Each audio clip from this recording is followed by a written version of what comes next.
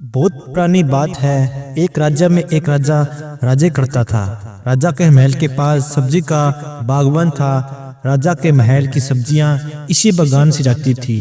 राजा को बैंगन बहुत पसंद था। राजा ने नई किस्म की प्रजाति का बैंगन अपने बाग में लगवाया। जब बैंगन की फसल आई तब राजा ने सोचा कि बैंगन का भरता और बाटी का खाना रखा जाए, जिसमें महल के सभी मंत्री, सैनिक और कर्मचारी शामिल होंगे। रसोइयों ने बड़े जतन से बैंगन का भरता और बाटी बनाई। खाना बहुत स्वादिष्ट था। राजा सहित महल के सभी लोगों ने जी भरकर बैंगन का भरता और बाटी का मजा लिया। राजा का एक प्रिय मंत्री था, उसे भी बैंगन का भरता बहुत पसंद आया।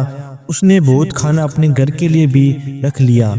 मंत्री जब अपने घर में पहुंचा तो उसने खाना अपनी पत्नी को भी चखाया। मंत्री की पत्नी को भी बैंगन भरता और बाटी बहुत पसंद आए। खाना खत्म हो गया किंतु उसका जी नहीं भरा। मंत्री की पत्नी ने मंत्री से कहा, मुझे बैंगन भरता और बाटी बहुत पसंद आए। मुझे राजा के महल में यही बैंगन का भरता ला देना और मैं भी भरता बना लूंगी और हम जी भर के बैंगन का भरता बाटी खाएंगे। मंत्री को पता था कि राजा को बैंगन बहुत पसंद है और अगर कोई महल से बैंगन की चोरी करता है तो राजा उसे कठोर सजा देगा।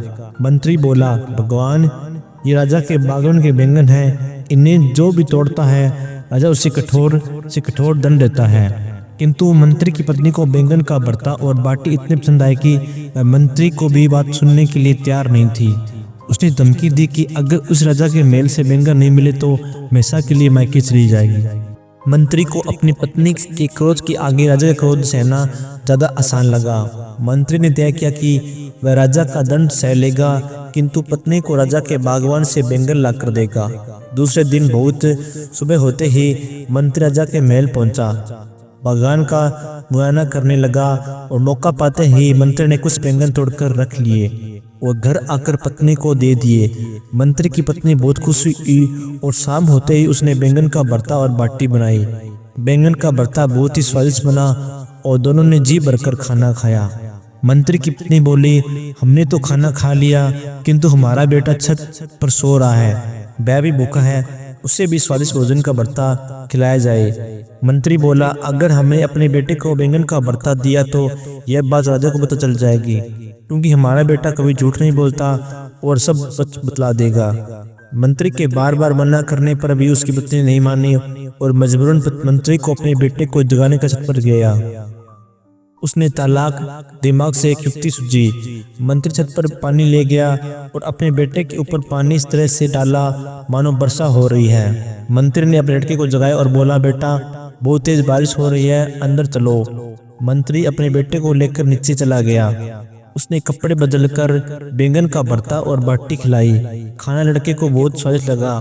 दूसरे दिन राजा को यह बात पता लगी कि कोई उसके महल से बैंगन चोरी करके ले गया है। यह देख राजा को बहुत गुस्सा आया और उसने अपने सैनिकों को चोर को ढूंढने के लिए आदेश दिया। सैनिकों ने पतासाजी करती तो पता लगा कि बहुत सुबह मंत्री बागवान में आए थे। यह बात राजा को बतलाई गई। राजा ने मंत्री को बुलाया और भेजा। मंत्री जी समझ गए कि राजा को उसी पर शक है। मंत्री राजा के पास पहुंचा और उनसे पूछा कि क्या उसने महल के बैंगन चुराए हैं। मंत्री ने कहा, महाराज, मेरी इतनी हिम्मत नहीं कि मैं आपके बागवान से बैंगन चोरी कर सकूं। राजा को साथ पता था कि मंत्री का बेटा कभी झूठ नहीं बोलता। उससे मंत्री के बेटे को बुलाया और पूछा, बेटा, कल तुम्हारे घर में खाने में क्या बना था। मंत्री के बेटे ने बतलाया कि कल रात उसके घर में बैंगन का भरता और बाटी बनी थी। लड़की की बात सुनकर सभी को यकीन हो गया कि मंत्री ही बैंगन चुराए हैं और सब उसे कठोर दंड देने को मिलेगा। राजा मंत्री बोला, मंत्री जी, कल सुबह आप बागान गए और आपके बेटे की बातों में सिद्ध हो गया कि आपने ही बैंगन चुराए हैं। मंत्री बोला, महाराज, इससे पूछिए कल रात मौसम कैसा था। राजा को कुछ अजीब लगा किंतु उसने मंत्री के बेटे से कल रात के मौसम के बारे में पूछा। मंत्री का बेटा बोला, महाराज, कल रात बहुत जोर से तेज बारिश हो रही थी। राजा बोला, कल रात में मौसम खुला हुआ था और बारिश की एक बूंद भी नहीं गिरी। तब मंत्री बोला, महाराज, यही तो मैं आपसे बतला चाहता हूँ कि दरअसल परसों जब मैं महल के बैंगन के भरता और बाटी खाकर गया तो तब मैंने यह बात अपने घर में बतलाई। वो बतलाया गया कि बैंगन का भरता बहुत ही अच्छा बना हुआ है और तभी से बालक बैंगन का भरता मांगता हुआ सो गया और सपने में कुछ भी बड़बड़ा रहा है और बैंगन का भरता बरसात होने की बात कर रहा है। यह बात सुनकर मंत्री के बैंगन चोर और मंत्री पर छोड़ दिया। मंत्री की बुद्धिमान का कायल हो गया। और इस कहानी से हमें शिक्षा मिलती है कि बुद्धि से बड़ी मुसीबत को टाला जा सकता है।